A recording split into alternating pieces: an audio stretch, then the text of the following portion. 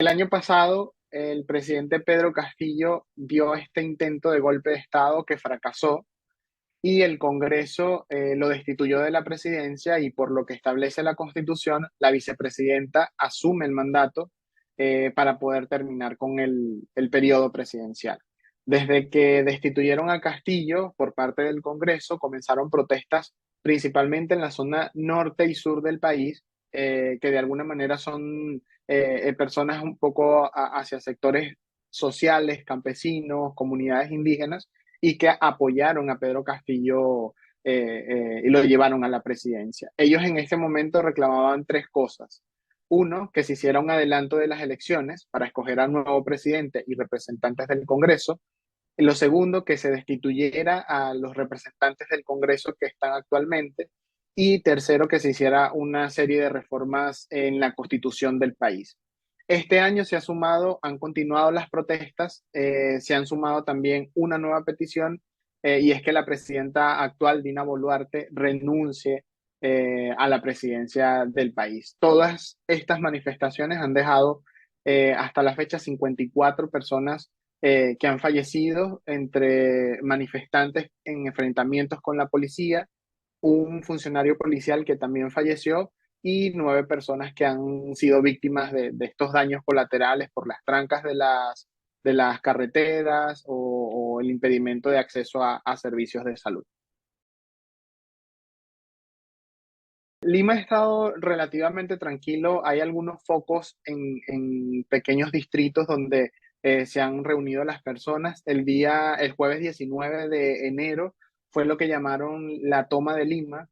Personas que vinieron principalmente de comunidades o de provincias del sur del país hasta la capital para exigir tener o exponer estas exigencias que les comentaba hace ratito, de que la presidenta pueda renunciar y plantear algunos requerimientos que estas comunidades tienen. Lo más fuerte en el país se ha vivido principalmente en el sur, donde también ha habido, por ejemplo, toques de queda, se ha declarado el estado de emergencia. Algunos grupos también violentos han intentado ingresar a distintos aeropuertos, por ejemplo, Cusco, que es una ciudad muy turística de Perú, adicionalmente en Arequipa también, en Puno, que es frontera con Bolivia. Digamos como que los aeropuertos han sufrido de alguna manera algunos intentos de querer las personas ingresar. El día de ayer, el jueves 19 de enero, donde hubo esta gran toma de Lima, que las personas se vinieron hasta la capital para que las pudieran escuchar, hubo también disturbios en el sentido de enfrentamientos con los funcionarios policiales que trataron de alguna manera como dispersar estas protestas en los puntos de concentración donde estaba. Un hecho complicado que sucedió ayer fue que se incendió un edificio del casco central de la ciudad, que eso también dejó algunas familias extranjeras afectadas porque vivían al lado del edificio. Y de verdad que ha sido una situación compleja. Igual ayer en la noche los bomberos lo atendieron, pero sí dejó daños igual.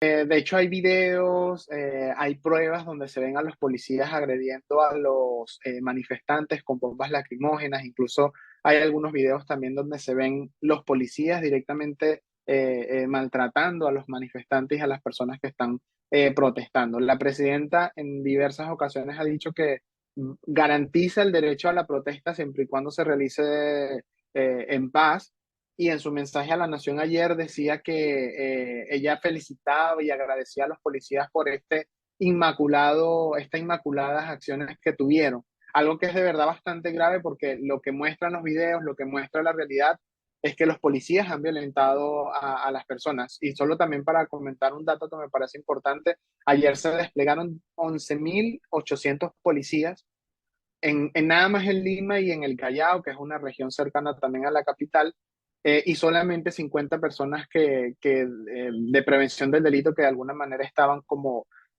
vigilando el accionar de los funcionarios policiales. Entonces, obviamente estaba como abierto el espacio a que se generaran situaciones de violencia por parte también de la policía y afectar a los manifestantes, que tal vez no todos son violentos, pero igual tienen este tipo de acciones en contra de ellos.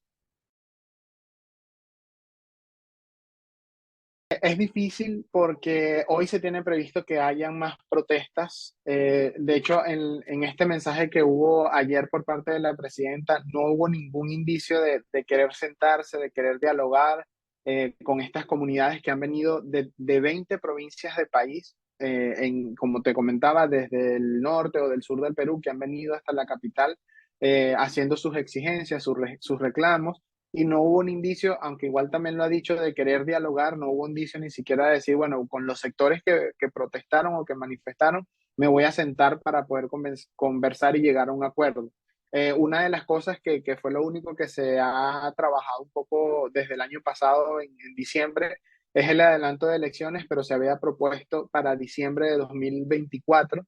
Se adelantó a abril de 2024, pero todavía sigue siendo más de un año para poder llevar a cabo este proceso. Entonces, igual, más de un año con el Congreso que destituyó a Castillo, con Dina Boluarte como presidenta, y bueno, 54 personas que lamentablemente han fallecido hasta en este mes que han habido protestas acá en Perú.